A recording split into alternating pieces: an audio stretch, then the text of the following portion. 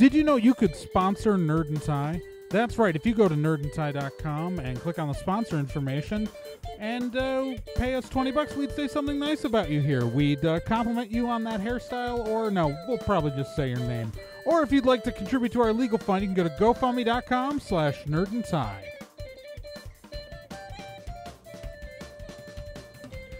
On this fortnight's edition of Nerd and Tie, Marvel's New Warriors is looking for a new network. We have a Shazam for the Shazam movie. CBS wants to bring back the Twilight Zone. We review Thor Ragnarok, and a Comic-Con in Libya was shut down by an armed militia. All that and the mailbag on this fortnight's Nerd and Tie. Woo! Exciting. Excellent. Actually, some of this is fun news. This is a good mix. Welcome, friends, allies.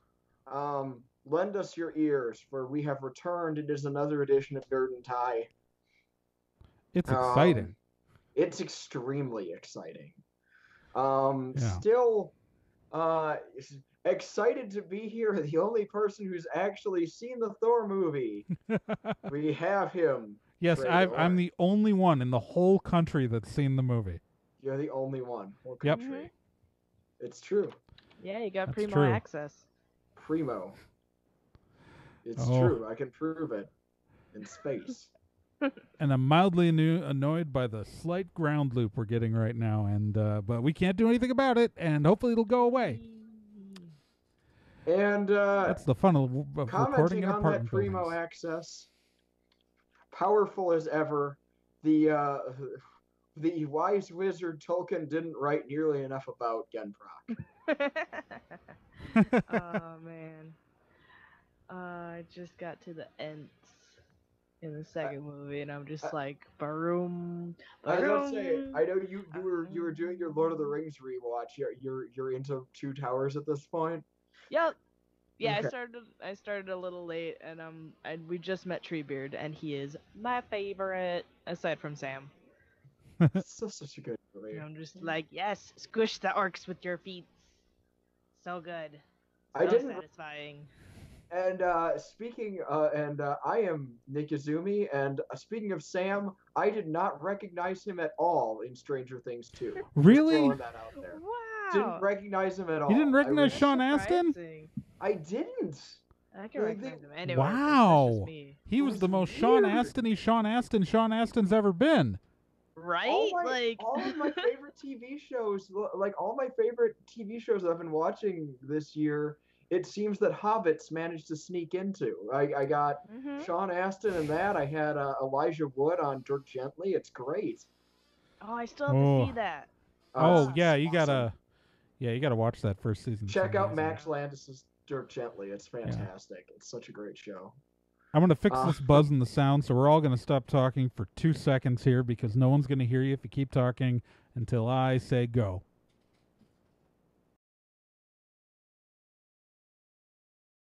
All right. Well, now that we've talked about TV and such, and how happy I am to be talking to both of you this fortnight, I'd like to, I guess, transition into our first story, which is about TV. Hooray! Oh, hey. Hooray, indeed. So, Marvel's New Warriors, that goofy project they have, starring Squirrel Girl, our live-action Squirrel Girl, needs to find a new network. Yep. Yeah, the original network that it was going to be on, remind me, Trey. Freeform. Freeform will not be able to run it in 2018, and Marvel wants it on air by then, so they got to find a new home for it. Which And the buzz is only back. Keep it's going. only problematic because Disney really wants it run on one of the channels that they control. So Yeah. Yeah, so rumored. So the main thing is that we know that Disney is. I gotta quick flip a switch here. I'm really sorry, people at home hearing that buzz. That's driving me nuts.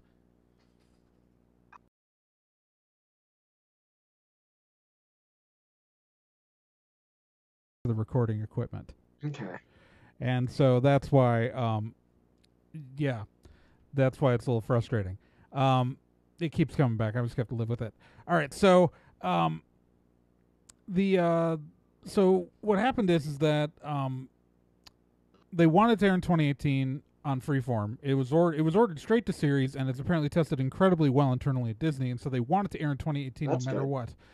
But the problem is that Freeform didn't have room on their lineup in 2018 for the show.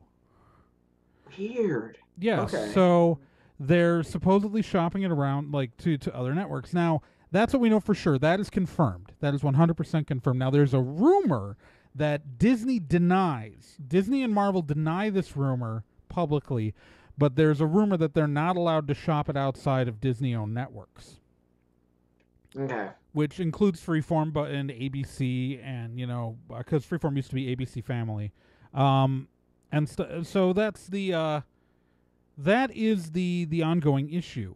Like, if they're like, but that also brings into light a couple other problems. Like, then if Marvel is no longer allowed to sell shows outside of the Disney-owned networks, what does that mean for the future of Netflix shows? Yeah, that is curiouser and or curiouser. Or Hulu with Hulu's launching Runaways, pretty soon, and that means though that there's no hope for Hulu to expand its Marvel footprint beyond that. I think they should. Honestly, I think they should just look at sending it to Hulu because, I don't know. Well, I watch everything I see for Runaways makes me pretty excited for it. So it'd be a good complementing series. Yeah. So it's a question, and I want to see. Now, there's also another. One of the proposed theories is to hold it back for the Disney-owned streaming service, but then it still wouldn't air until 2019. But it means that it would be incentive for people to sign up for the Disney-owned streaming service. No more streaming services. Yeah. We're going to try the switch flip one more time that makes the buzz go away for brief periods of time. There. Okay, so let's hope this holds out. Really, I'm already frustrated that Legend of the Galactic Heroes thing that I was all excited about last year, that it finally has a legal release, right now is only on a streaming service that Sentai Filmworks provides. I'm not buying another streaming service. I'm sorry. Yeah, that's the whole thing. Is it's like something's got to be huge for me to sign up for a service. It's like, like Star Trek got me to sign up for CBS All Access, but you can bet your sweet ass that's getting canceled the moment the season's done airing. Mm-hmm. You know what I mean? Oh, the buzz is back. Oh, I shouldn't have pointed it out. Now the listeners are going to notice the buzz. Anyways, Terrible. This just really sucks, guys. Like, well, I'm just hoping that it gets to the point where these companies realize, like, wait a second. Maybe like putting out all these streaming services like isn't the right thing, because we keep putting them out like onto different services, but nobody's buying them. Oh wait, like that's my hope, is that eventually it'll get so saturated that they'll just like stop. And we just keep like 3. Yeah, like I can't keep signing up for streaming services, and I'm not going to. Yeah, I've honestly resigned myself to like show whatever it is, just because like I can't afford to like spend all this money on all these different services. I just can't. Yeah. I'm gonna deal with what I got and be happy with it. And I feel like that's what a lot of people are feeling as well. So. Yeah, it's I'm gonna attempt to remove this buzz in post-production because it is not going away. And sorry for the live people watching on YouTube where it's gonna be there permanently. We're all gonna be quiet for 2 seconds here so I can get an audio sample. All right, so hopefully all of this will be me complaining about sound problems on the audio version that you can't hear, because I'll try to get rid of it in post, which I normally don't have to do on the show. And technology is being annoying today. and I can't figure out why. Indeed. Oh, yeah. Anyways, so The yeah. internet gnomes. I don't want to sign up for Disney streaming service to watch New Warriors. The fact is that if it had aired on Freeform, well, I don't get Freeform on my particular package. Freeform shows usually end up on Hulu. And so, like, that would have been my thing. That was my plan. Mm-hmm. You know, it's just getting. I know that some people are probably sick of us bringing it up, but yeah, I just can't keep signing up. I have no interest in. I have no interest in signing up for Verve. I have no interest in signing up for whatever DC's gonna call their thing. Whatever DC's gonna call their thing, or whatever the hell Sentai Filmworks anime thing is. And that hurts to say because I have friends who work for Sentai Filmworks, but I'm sorry, I can't. I can't. Yeah, I honestly, like, I've got Netflix, I've got Hulu, I've got Amazon. I'm paying for CBS All Access right now, but CBS All Access I could justify in the sense that, like, I don't get CBS over the air, so on the off chance they ever do start running a show on CBS that I want to watch, it would be the only way for me to get it as a cord cutter. Because you just can't get CBS over the air in Eau Claire, Wisconsin. Like, I get, CW, CW is not on the paid streaming services, but they offer a free app that works on my Roku. So, even though their commercials are at inconsistent volumes, I can watch, that. Like, I'm done signing up for more. Like, yeah, I'm not signing up for HBO now. I'm not. I've just given up on watching any HBO shows. But at least with HBO, it was like they were always a thing. Like, yeah, I paid for Showtime for the length of I signed up for Showtime most of the way through the run of Twin Peaks, and then watched. Well, it's I watched like the first 13 episodes of the season on a free preview weekend, and then that, which to be fair, got me to sign up for Showtime to finish the season, and I watched that and episodes final season, and then canceled my Showtime. But and it's like what's going to end up happening is that I'm going to have a spot in my budget for service of the month that I'm going to pay and cancel and then watch the next show on the other service and then pay and cancel. It's the only way that I could possibly do this. But, here's the thing. You know what? The Netflix and Hulu are going to get my money every month. CBS All Access, if, on the off chance Showtime does another season of Twin Peaks, which I don't think is going to happen, but if it does happen, that'll get me to sign up for Showtime for a month. But I'm never going to be a consistent subscriber because it's just, at that point, it's paying for cable. And the whole reason I'm doing this is I don't want to pay for cable. I pay for Sling to get my Walking Dead. But and speaking as someone who is not in a great financial place, it's just not reasonable. Yeah. I'm so it's especially frustrating with all these streaming services that are like doing shows that are clearly gunning for our demographic, and it's like, I don't have money for this, you assholes. I have. Well, I understand that every politician doesn't want to address the student loan crisis, but I'm still in it. You'll notice the one network that is doing their own service that is clearly aimed at people under 30 is the CW, which made their thing free. And to be fair, you get what you pay for, but it's still free. Like, they were smart enough to know no one, the people who watch our shows can't afford to pay for another service. And ironically, the CW, because I watch, I would say 75% of their lineup, that's the one channel I probably would pay for. I know. It's like on its own. So, man. So that's why I don't want this to end up on the Disney streaming service, and let's hope and pray it finds its way onto a pre-existing thing. Because if not, I hate the fact that Disney is doing their whole plan to pull all their stuff onto their own service in the first place.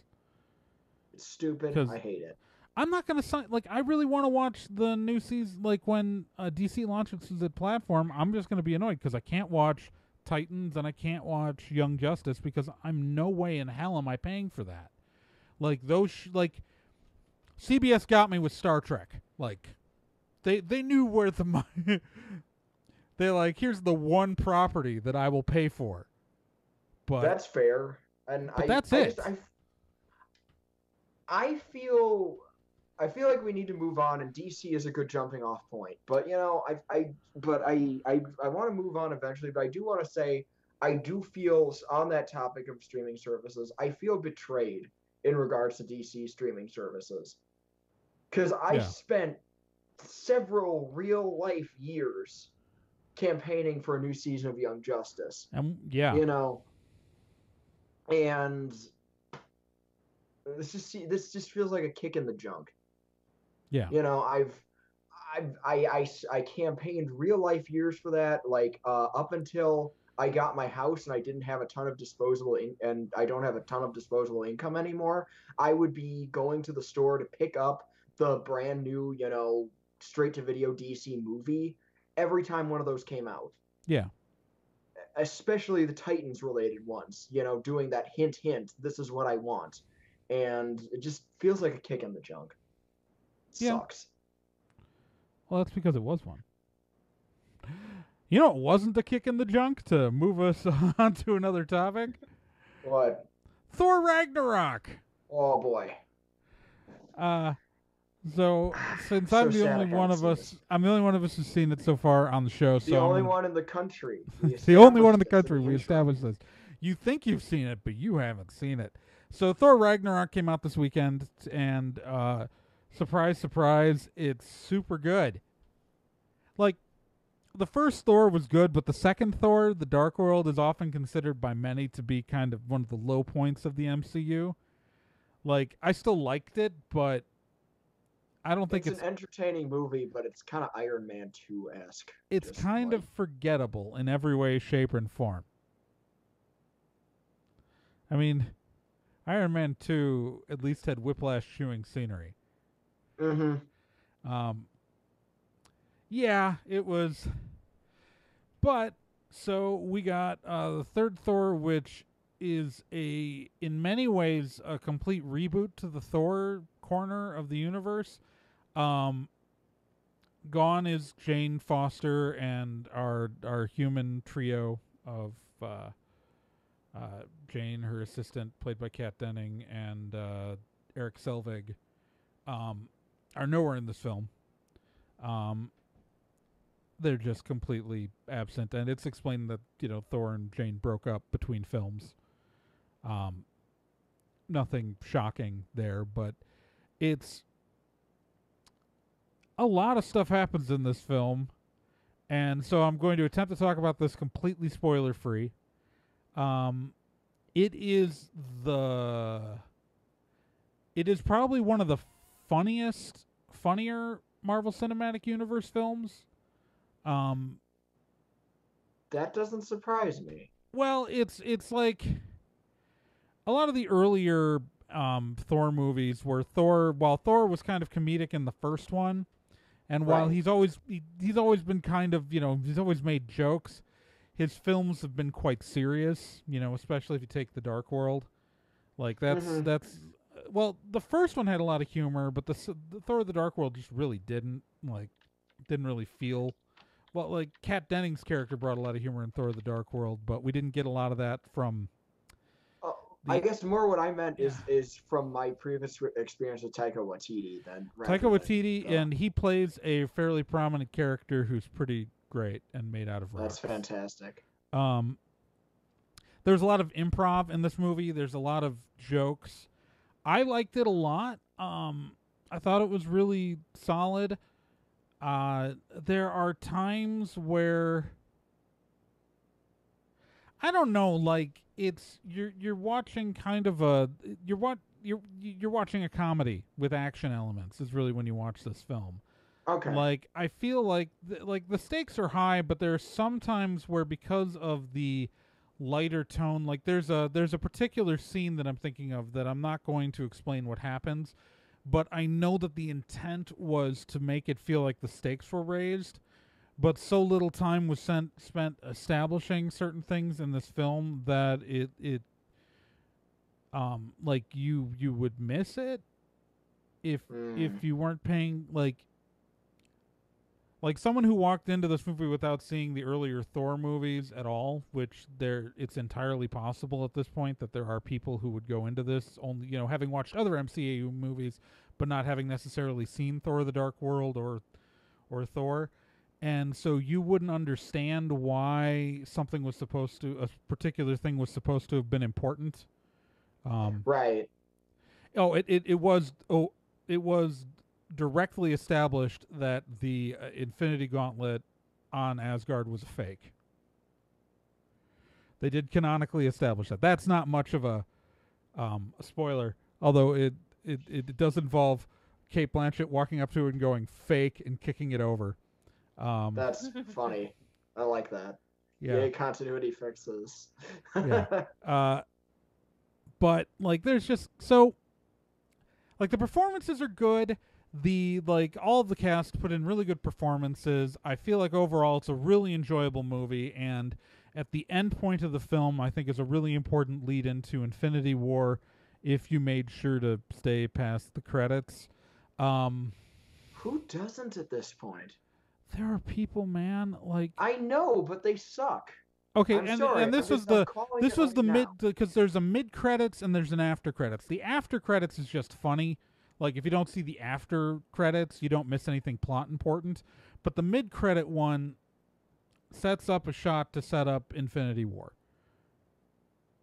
Although the casual filmgoer might not realize that's what it's doing, those of us who are kind of have a general bigger picture, it's really obvious for that. And there are these people who leave. I was in a pretty packed theater, although I'm the only one who saw the movie. I was in a pretty packed theater, and a whole bunch of people just got up and went. I know, drives me nuts. Absolutely drives me nuts. The movie's not over yet. Guardians had 5 credit scenes. We've done this 17 times. Right. Well, I think only one movie didn't have a post-credit scene. I think one film in the entire franchise didn't have a post-credit scene. Like a post-post. I guess, yeah. I'm trying to remember which one it was.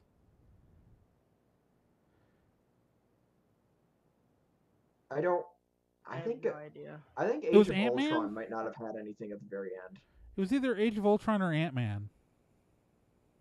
Mm-hmm. I don't remember. It was. I mean, it wasn't I think they had a mid credits, just they didn't have an after credits.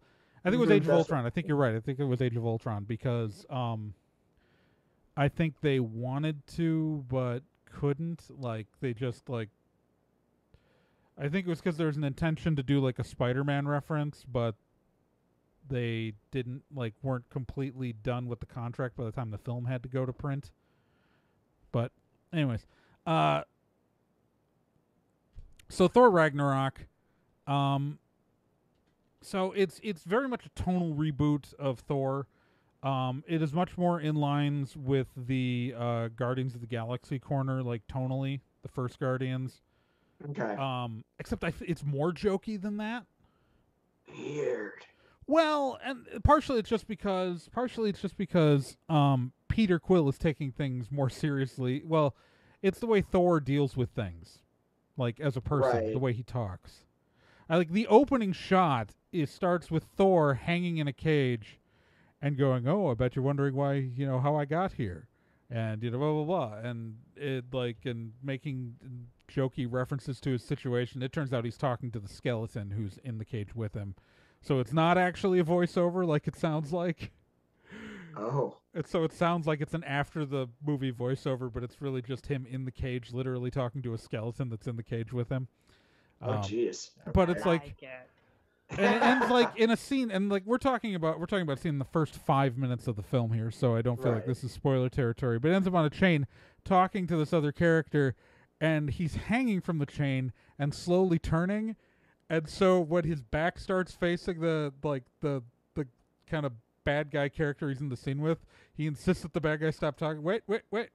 I'm not turning this on my own. I swear, he's just doing this, and all these like, it's immediately like. Jokey, and I like it, but like I don't know. Like I don't know if I want. You know what? Okay, so the problem is I really like the light tone of Guardians. I love the light tone of Guardians, and I think that's really held up well in those two films. But I always kind of felt like I don't want all my Marvel movies to be like that. You know what I mean? Like I want the stakes to feel real and high, and I feel like this worked. You need serious to balance out the jokey, so that the serious is more serious compared to it, and the jokey is more jokey compared to that. Yeah, you need the balance. Yeah, and so, like my fear, like so, I enjoyed this movie a lot. I want to be really clear. I really like this movie. I don't know if I want more movies like this, though. I think a lot of that is very much the direct result of Taika Waititi, though. Yeah. Because that's the kind of movie he makes. Like, have you looked at the rest of his filmography? Well, yeah, no, I know. This isn't exactly What We Do in Darkness, like, or whatever the vampire one with Jermaine What We Do in Clement. the Shadows. Yeah, What We Do in the Shadows. Same Sorry. kind of thing. I cannot. I wasn't going in expecting it to be, or I haven't seen it yet, but I'm not going in expecting something super serious. Yeah, no, and I don't think that that's what you can expect from that director. Right. But I think, there's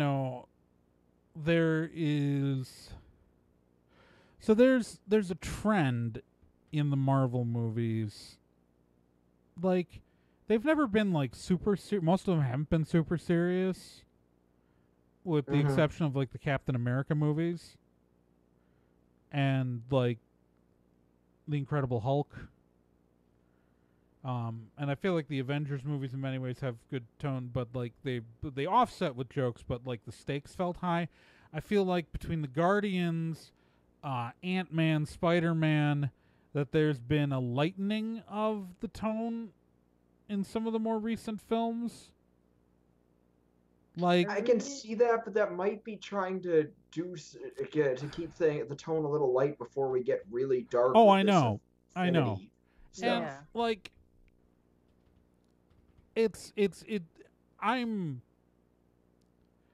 I like this movie this way. My fear is that this being successful will lead other people to say, hey, we should make these other movies like this.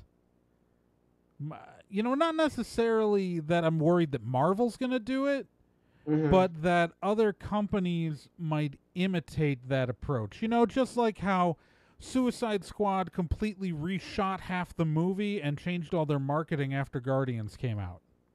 Right. Like, yeah, I mean, but here's the thing, though. Suicide Squad's never going to be good, but it was originally going to be a darker movie. I would argue, though, that like in the case of Suicide Squad, going off context clues of the footage that we do have, like whatever edits they did, it's not like there was a great movie that was left on the cutting room floor as a result. No. It was always a bad movie. Right. It just got cut into a different sort of bad movie. Yeah. And I there think isn't anything there that could have been better.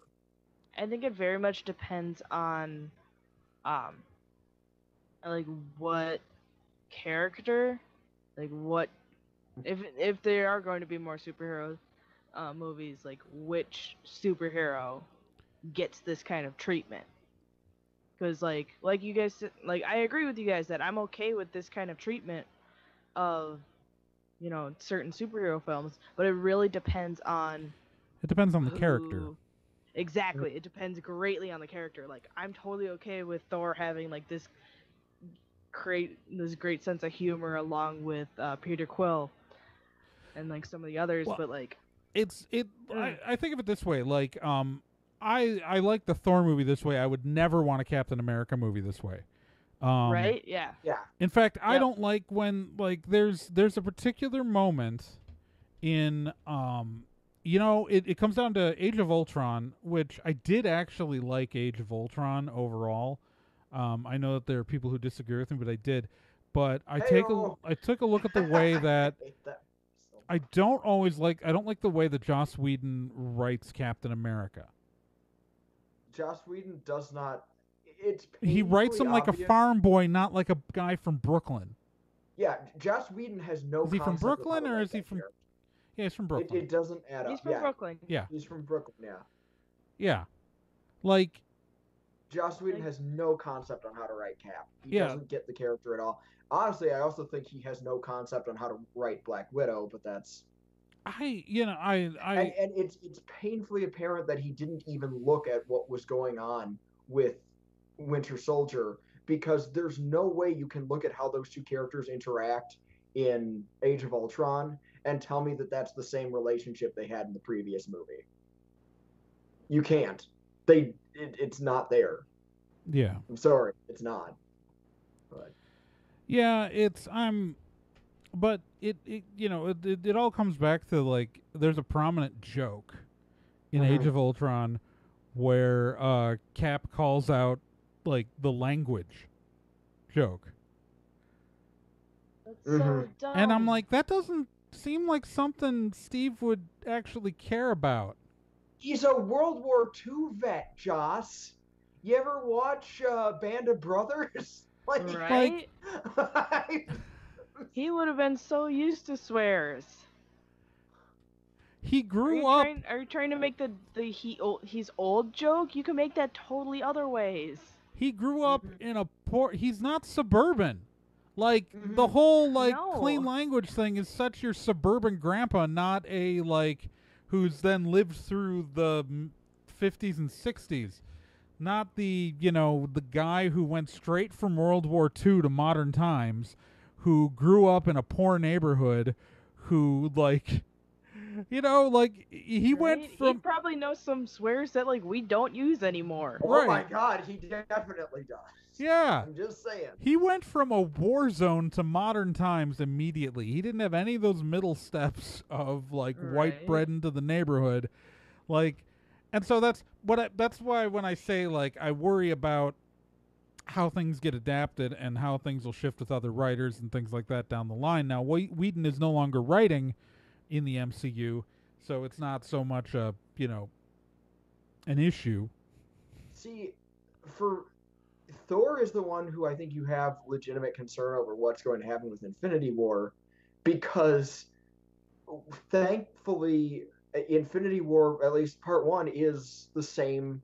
Are the Russo brothers the same ones who did Winter Soldier? Yeah, so Cap will and be fine. Civil War. So yeah, but I mean that's the thing though. They have a good handle not just on Cap, but frankly on they've demonstrated that they understand how to write Widow, how to write Iron Man, how to write Ant-Man, Falcon. All those characters are going to be fine. Yeah. Thor If is any of enough Tony's for- development in Civil War had gone over to Spider-Man Homecoming. This is also. I true. love Spider-Man Homecoming. I think it's a phenomenal movie. Tony, it like really feels like Civil War never happened to Tony. Mm-hmm. Like No, that's fair. he and Pepper are just back together with no explanation, like, because in Civil War it really seemed like she'd left him, Uh-huh. but I guess they made up. And I guess Tony, whose whole fit over, people acting without government oversight is just so much better now with like a teenager. To be fair, the Sokovia Accords in the In the movie, in the are movies nothing are- like the. they're the all superhero about situation. people acting internationally, and everything that Peter does is within the confines of the United States. Of Queens, mostly. I mean, Yeah. Right, fair. but like the whole point is that the MCU version of the Sokovia Accords require registration and then not causing an international incident. And you can say, well, how did Ant-Man then end up in the prison? Well, I can tell you that, well, they had that big airport fight in another country. Also, Ant-Man did kind of trade blows and directly fight an enforcer of the U.S. government, or the United Nations or whatever. Tony was a deputized official of some governmental organization, and Ant-Man fought him. So yeah. I mean, honestly, I think that the Sokovia Accords are going to be this thing that in 5 years no one's going to remember to even mention in the movies. Hey, just like Civil War in the comics. Hey-oh! Oh, well, Thor had a light tone, and, while the most part I hope DC doesn't accidentally take that and apply it to their characters like how they tend to copy Marvel, except maybe there is one character who they probably should do with a lighter tone. Yeah, definitely. And that would be the upcoming Shazam movie, which okay, it's been announced. I can't do a nice little segue. I'm just gonna say it. My brain can't do it right now. So Zachary Levi has been announced cast as the adult that Billy Batson transformed into the other Captain Marvel. The OG Captain Marvel. Whoa, right? what? We're not sure whether he's gonna be called Captain Marvel or just go by Shazam or whatever. They do that in the cartoons now, so yeah, just to differentiate. Well, it's because they own the copyright on their version of the character Captain Marvel and can call him Captain Marvel in the context of comic books. They don't have the trademark on Captain Marvel, so obviously the movie's going to be called Shazam and not Captain Marvel, because that would also be super confusing with the Brie Larson movie. Yep. They want to be able to put the character's name on toys, which they can't do. Legos. There's trademarks with superhero names are so confusing. Like when the Incredibles came out, the Elastigirl toy was labeled Mrs. Incredible because Elastigirl was a trademark superhero name by one of the big two. I forget who owns it. But I'm betting DC. But it could go either way. Because DC likes their stretchy people. Although, to be fair, so does Marvel.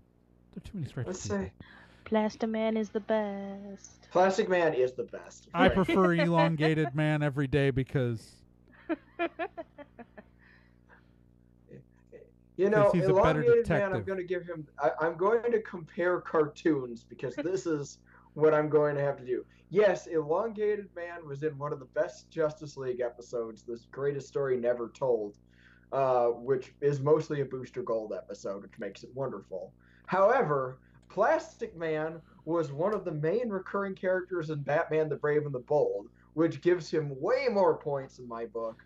Plus, in the current Justice League action, he's played by the same guy who played Master Shake in Aqua Teen, and if that's not great, I don't know what is. Well, Elongated Man is now on the live-action Flash.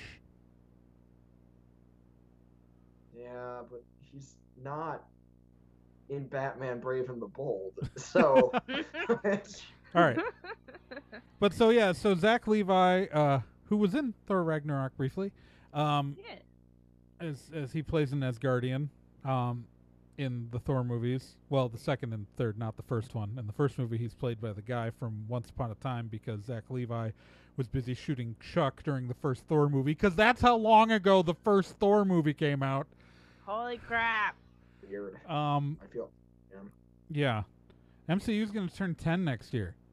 I don't like that. I feel old. Yeah. How are we going to explain to people what order to watch these effing movies in? release order. Yeah, but I mean, like, most people aren't going to just look up, I wonder what year this came out. They're going. I already know people who are confused, okay? We should just like write a pamphlet or something, just like. Or you can just pull up the Wikipedia page. Right? Yeah, it's gonna be the only way to figure this crap out soon. Well, and they have box sets by phase. Yeah. I have never once seen one of those box sets in person, though. And I go to Best Buy like at least once a month. I've never once seen one. I keep wanting to buy them because I like owning my favorite TV series. That's what the MCU is. Anybody anybody pretending this is a film series at this point is just wrong. No, it's a very long. It's a very spread out television series with 2-hour-long episodes. You know. Mm-hmm. It's so true. It's so true. No, you're right. Yeah, and it's gonna. So anyway, Zach Levi's gonna play Shazam. Solomon, Hercules. So I think there's an important question though that needs to be asked.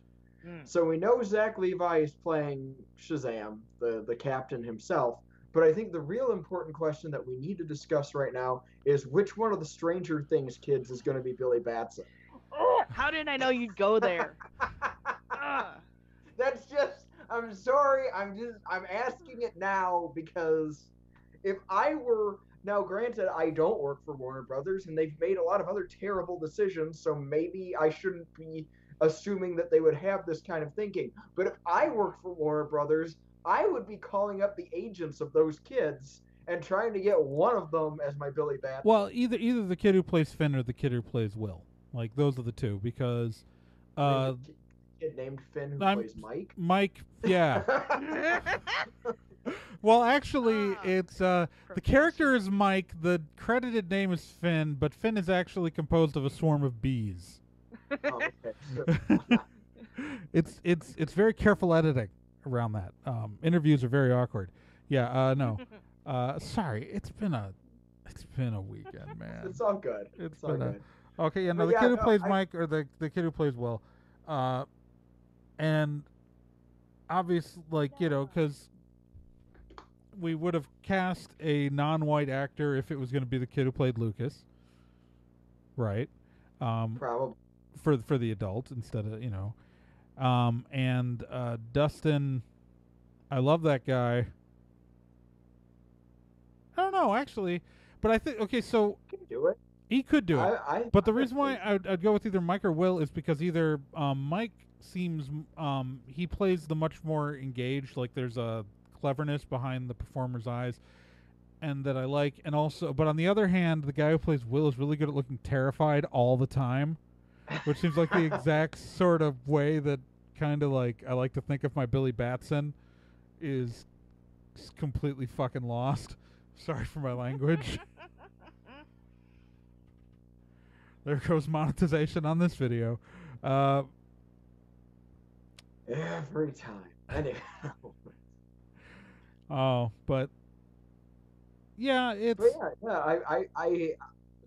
I know part of it is me just saying that to be a smartass, but I do think it would be good casting.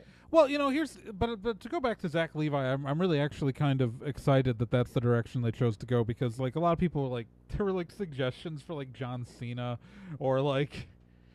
Honestly, John Cena would have been a good way to go too. He would have, but like a lot of like larger muscled guys versus like well, Zach Levi I really like because one, he's got a similar build to Henry Cavill. Mm-hmm.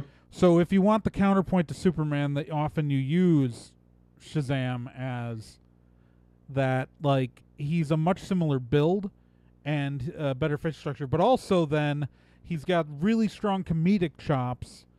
Which, like, he can look handsome enough and like more believable if that's what a kid's fantasy would look like. But he also has the acting chops to be able to turn his face the way a kid in those situations would. So I think he's exactly the kind of actor who we need to put in that role. I'm excited. I'm also excited because the idea of his enemy, getting to see him. I don't think A Black great Adam's idea. even going to be in this movie. It's stupid to not have him in the movie. I'm gonna say it right now. Why would you even cast Black Adam if you're not gonna put him in the Shazam movie? Because they're going to Even if make a he's- Black Adam movie. But that's stupid too. DC, no one gives a crap about Black Adam. The Rock does. That's nice. Guess what? Ever notice It's how stupid. similar Dwayne Johnson looks to The Rock? Oh God. Do you want to tell him again, or should I?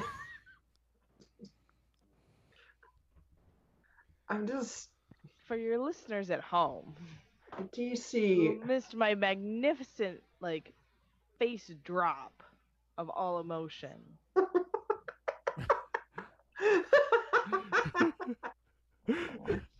Because Okay. guess what? I can smell what The Rock is cooking. Whoa. It's delicious. It's soup. Guys, who am I It's gonna kidding? be up on my Etsy soon. Who am I kidding, you guys? I had hope. DC might do the right thing. We've gone to. This is seemed- the most weird seemed like- episode. This seemed like good casting, and then I remember they're doing a Black Adam movie, and then I saw how freaking awful Steppenwolf looks in the Justice League movie, and this is just The Carnival Wonder of Woman Sadness got my hopes up, and then doesn't end. Do, do, do, do, do, do, do, It's do. almost turned into the DC's roller coaster of madness. Just sometimes it's great and other The times roller it sucks. coaster of madness is a featured ride at the Carnival of Sadness. Yeah. It's right in the Also middle of the riding. midway. freaking Tantalus field here, where they give us a Wonder Woman movie that seems like it's such a great idea. Oh, look at this greatness.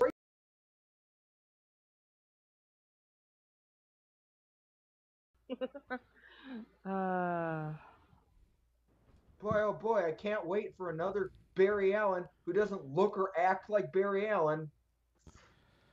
Hey, to be Wonderful. fair, at least the Flash TV series gave us a Wally West also. Yeah, but that's the thing. I already have one, and I like him. I don't need two. I especially don't need one who's, look at me, I'm Mr. Jokey Joke. Do you guys say you want to do battle, but I don't battle. No, I'm you the want a Jokey Flash. Joke speedster. Just shove Impulse in there. I'm the Flash. What? Impulse, so we want to get Bart Allen in here? What? You know what? Yes, let's get Bart Allen. Let's go back to I would rather Smallville. have Get him that than- guy. Have him I- run I across would rather dimensions. I'd rather have him than have another Barry Allen who doesn't look or act like Barry Allen. I like Grant Gustin a lot as the Flash. I like Grant Gustin too. I want to be I love- really clear That's a fact. that I'm okay with never. I hate real Barry Allen so much that I like all of our non-Barry Allen Barry Allens, so I'm not going to complain. I like Barry Allen when he's written by good writers like Jeff Johns. I'm going to say that much. I'm not saying there's anything wrong with Grant Gustin's Flash, but everything that I'm seeing of Ezra Miller is diet Grant Gustin. Yeah, no, that's Which is exactly what they're doing. Not something anyone wants to be. It's being like, diet hey, Grant everybody Gustin. likes that version of the Flash, but we can't use that actor. Let's imitate it as much as possible. All I'm saying is that so Justice League is going to be their whole litmus test for whether or not how well Justice League does is going to determine whether or not really where the Flash movie happens. And all I can say is I don't want the Flash movie to happen. This is my what I want. All I want. Yeah, you can put the Flash in your little Justice League movie. Fine. But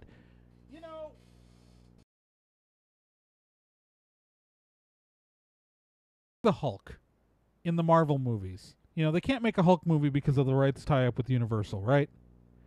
Just never have the Hulk show up in his own movie. Just have him show up in other people's movies. Do it with the Flash. Have the Flash show up in all your Justice League movies. Have him show up in, this movie or that movie. That's fine. Just don't give him to me anywhere else. You know?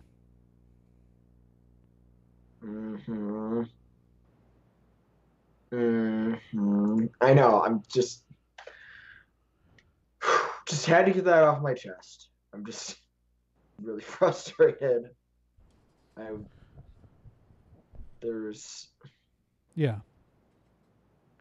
There's just so much to this whole universe is such a mess, and it deserves to be better, and Gal Gadot's Wonder Woman deserves to exist in a better DC universe.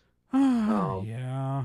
Maybe if she could wander, if they could break that dimensional rift and she could just wander over the CW verse where they might not have a budget, but at least she could have good stories. We are 50 minutes in and we really need to move on to the next story. Okay, I'm sorry. Let's move on. Screw it. It's okay. We can go back to complaining about streaming services, Nick.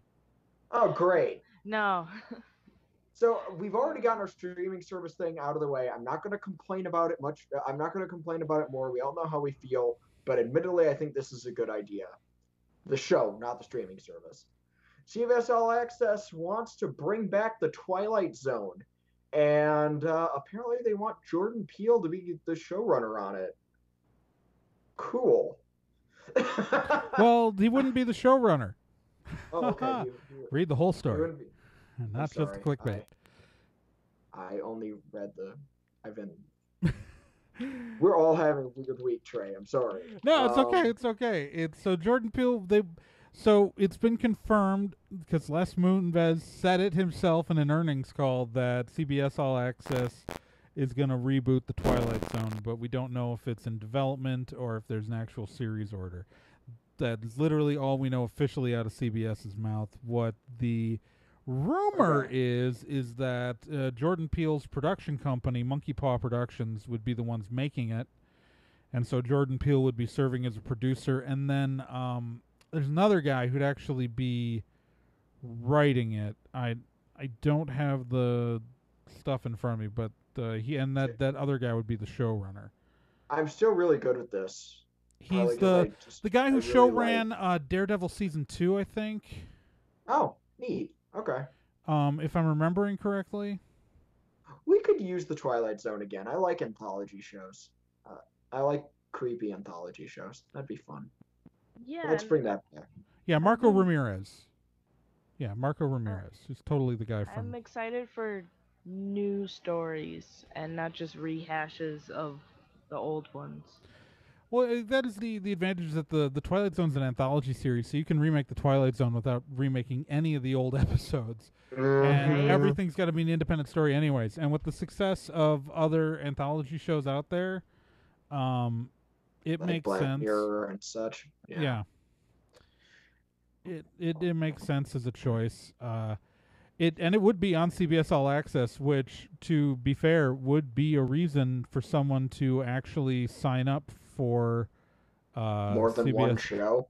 Right. Like, so if they ran the Twilight Zone at times when they weren't running Star Trek, it would actually, encourage me to sign up for the program, right? I mean, that's not cancel my subscription if, Star Trek is done. Oh, the Twilight Zone started. Because the reason why I extended my Showtime subscription a little past the end of Twin Peaks was because the new season of Episodes started.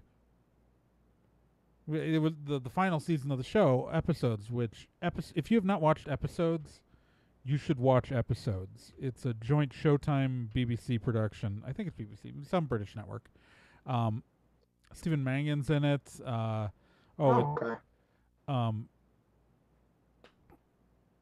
Matthew Perry, not Matthew Perry, not which one? Matt LeBlanc, wrong friend. Matt LeBlanc plays himself. Yeah, I know what you're talking about. Yeah, it's super good. And if you talked about it when he was on Top Gear. Yeah, if you're ever a fan, if you ever watched any American remake of a British show, and you're familiar with the original show, the entire series will, because the premise of the show at the beginning is that these two, this married couple who are a pair of television writers from the UK, their show gets optioned by an American network to be remade for American television, and as part of the deal, they come over to be the ones to remake it. And everything just kind of happens from there. Including how it's a great send up of the American television industry, and it's hilarious.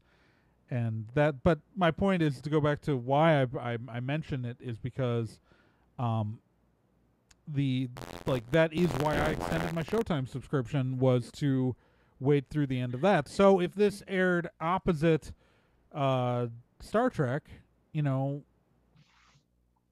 I mean opposite, like as in the different times of the year, that would probably get me to not cancel my CBS All Access subscription, like I'm going to do for the month of December. Indeed. Right? If streaming services could be like smart, maybe we'd actually hang on to them. Well, it's like Indeed. Netflix. The reason why Netflix is successful is because the amount of original content they're making. They're estimating that in a few years, Netflix is estimating that over half of their content is going to be original content on Netflix in a few years. That over half of the stuff on the streaming service, and it's because they've literally invested they're literally investing billions in content production, because they see the writing on the wall that the Hollywood system is jealous of the money that they're making, and so they're not being like, you especially see with the Disney deal. We saw this happen before with Stars leaving Netflix, that, and like all of these deals, like people they don't want.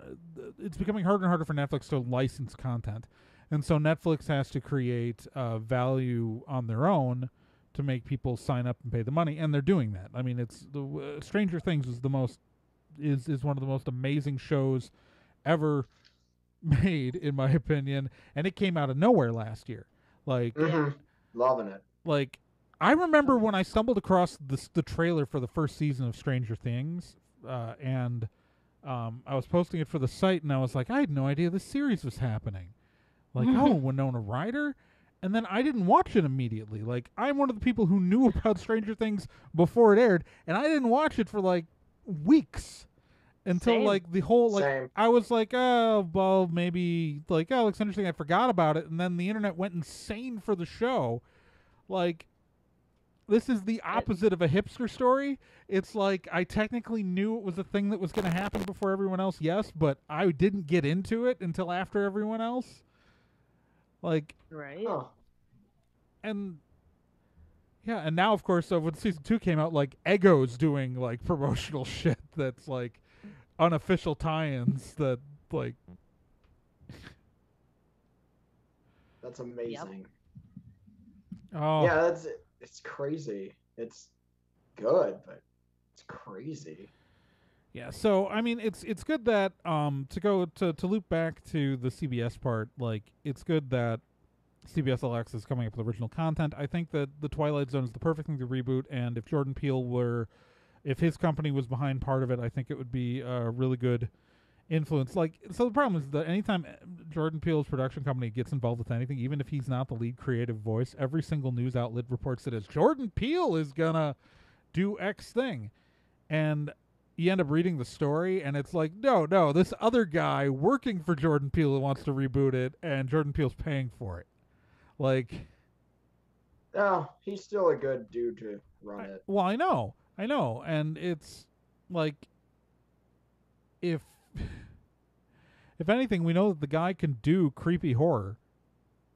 Exactly. But like, and so I'm excited for Twilight Zone, and the guy actually show running it has done lots of good stuff. It's just that, like, he's not getting any, like, the guy who's actually getting no love. He's getting no love, and like he's like done multiple series for Netflix and like all this stuff, and yeah. Anyways, I think it's time to move on to the weird. Yeah, let's go to the weird thing. So, there's no good way to transition into our con scene news this episode, because we're talking about something that happened in Libya this weekend.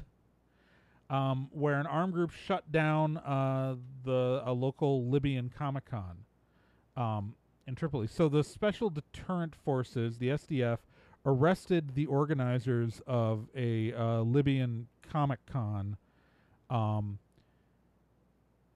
and it's the SDF is a loyal group, is a militia. It's an independent militia, but it's loyal to the UN-backed government of national accord.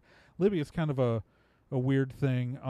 It was the second Comic-Con held in Tripoli, and hundreds of people went. But the SDF, went in, started arresting people on behalf of the government. There are reportings of organizers getting beaten along with attendees because attendees were wearing badges that for the convention that the SDF mistook attendees for organizers. 6 members of over 20 people were arrested. 6 members of the main organizer committee are still under arrest right now. And it's some of these people are being beaten. They were told that Libya is a Muslim country, not a free liberal country. And there's a quote from the Libya Herald. They said, so the statement from the SDF, according to this article by the BBC, a statement from the SDF said such events were, quote, derived from abroad and exploit weakness of religious faith and fascination with foreign cultures. So, yeah, it's this is, it's a small comic convention with just a couple hundred attendees, and oh my God. What the hecky hey? Yeesh.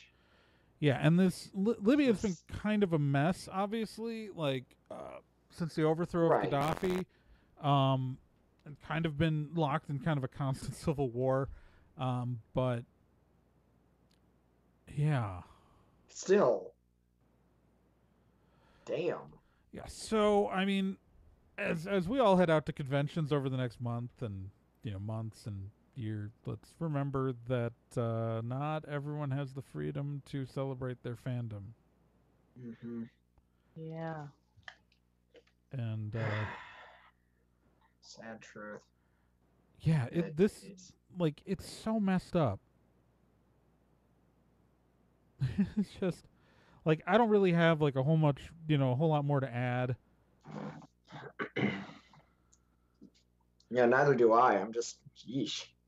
The fact that criticizing people looking at drawings as, offending public decency is just ridiculous.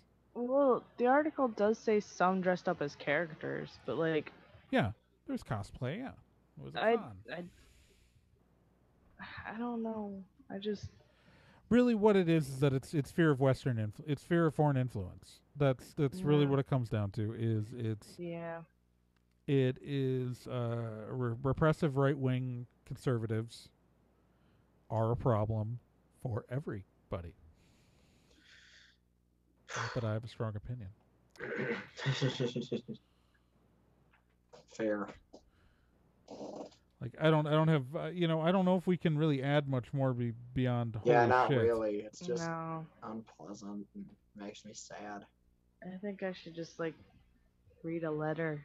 Yeah, let's try to cheer us up. Let's go to the mailbag. To the mailbag. We don't have. Oh. Just wait. Oh. There it is. Open it up again. Okay, so this one is from Gruff McGuff, and subject is Archimice is a spy for the Deciduous Liberation Front. Oh. Hi, Nerd and Ty, a long-time eater, second-time writer, and continuous never-exister Gruff McGuff here, with an important message about sneaky Archimice. As we discussed last episode, Archimice is secretly a tree. I asked him why he was hiding it, but I may have found reasons beyond his embarrassment over having Dutch elm. You see, it's been posited that a secret society of trees has been organizing across the nation. They call themselves the Deciduous Liberation Front. The DLF's goal is to destroy life as we know it by enslaving humans and to also get CBS to bring back Jericho for a third season. Ooh. Pretty scary stuff right Pretty there. devious. I suggest that maybe Artemis is a spy for the DLF, infiltrating human society and writing the blueprints for our downfall, writing them. His status as a secret tree sure seems to indicate this. Also, how good was Thor Ragnarok? So good. Thank you, you non-existent tree hater. I think he's onto something. Oh, I'm gonna think of Artemis as an ent. I think he's a spy for the trees, and that they're gonna kill us all. And the only way we can fight back is to chop them all down, starting with Artemis. But that's... Whoa. That's like really dumb though, because trees technically need us to live, because they need the carbon dioxide that we... They don't need us to live, they just need animals. Yeah, that's true. He's blunt, but he has a point. Yeah. We got to get the trees before they get us. So I guess that's our question to Gruff McGuff, is that what is the Deciduous Liberation Front going to do to replace all the carbon dioxide produced by humans once we're gone? Mm-hmm. Right? Yeah. Question. It's a flaw in your logic, man. Asking the real questions on this show. What in God's name? Anyway. Let's go to the other letter. This is from Langland. Message, how's it going, guys? So I checked out Thor Ragnarok this last weekend, and I drove in a winter weather advisory to do so. That's insane. There are better choices to make in life. I'm just saying. Overall, I really liked the movie. It was quite funny for me, and I liked the little bromance between Thor and Hulk. We have been teased about this movie for the last 2 years, and I'm happy it's finally out now. I would say more, but it might create many spoilers. However, it does become more apparent as we get more of these Phase 3 movies that we're in for something huge, and it just makes me excited. It definitely was a movie that didn't disappoint, and Stan Lee's cameo is always epic. So yeah, I would give it a 4.5 out of 5 or a 9 out of 10. Maybe even an A- for a grade. But this is my opinion only. That's all I got, guys. You know the deal. Make love, not war. Buy American. And always stay awesome. Later, dudes. Cool. Thanks, Langland. Neat. Yep. Not much else to say. It's a good... I'm glad it's a good movie. Yeah, it's a good movie. Eventually you will get to see it with your eyes. Yes. And my brain. Whoa. How insightful. All right, so that moves us on to the Vomit Hat Steve Challenge. Yeah. Oh, yeah. Well, the Vomit Hat Steve Challenge, for those of you who do not know, is the part of the show where I read a line from a book. And the challenge to you, dear listeners, is to guess what book I've been reading from. If you guess the book correctly, you get included in the Hall of Awesome. The benefits of the Hall of Awesome are as follows. 1, we read your name aloud every episode. 2, you get listed on our website. 3, there is no third thing. That's it. The current members of the Hall of Awesome are Archimai, Zero, Renan Incenti, Cheesy McDammy, Krista, Slithery D, Shameless Otaku, The Random Ramblings Man, Corfan, Capito, Chris Graham, Lilisaurus, Paper Godzilla, Cavsy, The Minnesota Librarians, Sean Orange, Keith Shizuo, and Sakura Sunset. And now we will continue to read from our current book, which people have not guessed. And here's your line. 3,000 years ago, cried I, when you and I had a warmer job than we have now. If you know what book that's from, go to nerdinside.com/contact and tell us. Or if you have anything else you'd like to yell at us in that form, just go ahead, type it out, put your words down, and give us your thoughts. Like, why didn't I wear a bandana this week? Why do I keep wearing green? Why does Gen have giant headphones? Why do Nick's look like 2 silver turtles have clamped themselves to his head? All of these questions may be yours and more, and we'll be happy to tell you about the answer. Just go to nerdandtie.com/contact, do the clicky on the wordies and type it out, or you can call us if you're not so much one for writing things down at 414-375-0480 and leave us a voicemail, and we might play it on the show if we deem it not obscene. So you can do all those things because you are a person with your own dreams, hopes, words, thoughts, special relationship with Santa Claus. Yeah. Santa. Sure. I don't know what I'm doing. I think we should end it. We should call it quits. We should. All right. Thanks for listening to the show this week, everybody. As always, I am Nick Izumi. I'm Trey Doran. I'm Genjamin. And go ahead. I could do it. You could do it. Please do it. All right. And remember, you can always support the show directly by sponsoring episodes by going to nerdandtie.com and clicking on sponsor information, or you can support our GoFundMe at nerdandtie.com/GoFundMe. If you want to support Nick, has a Patreon at patreon.com/NickIzumi. I have a Patreon at patreon.com/TRAEGORN. And Gen doesn't have a Patreon, but does have a Coffee account, so you can donate directly to Gen at ko-fi.com/Genjamin, spelled like Benjamin, but with a Gen. And remember, you can subscribe to the show on YouTube. If you're watching us on YouTube, just hit that little subscribe button right now. But if you're listening to the show, you can watch the video version at youtube.com/TRAEGORN. You can catch all of Nick's videos and video essays at youtube.com/NickIzumi. You can subscribe to this podcast in audio form on iTunes, on Stitcher, on Google Play. Anything that can take an RSS reader can shove it right in there and spit out a show every 2 weeks, because this is a fortnightly affair, and we love you with all of our feet. Darn straight. Mine are clean. Okay.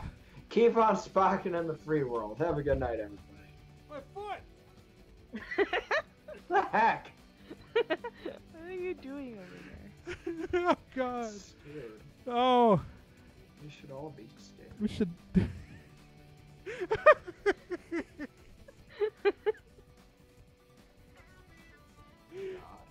Oh, it's a good thing the show ends with the phrase "sound the alarm." Yeah, no kidding.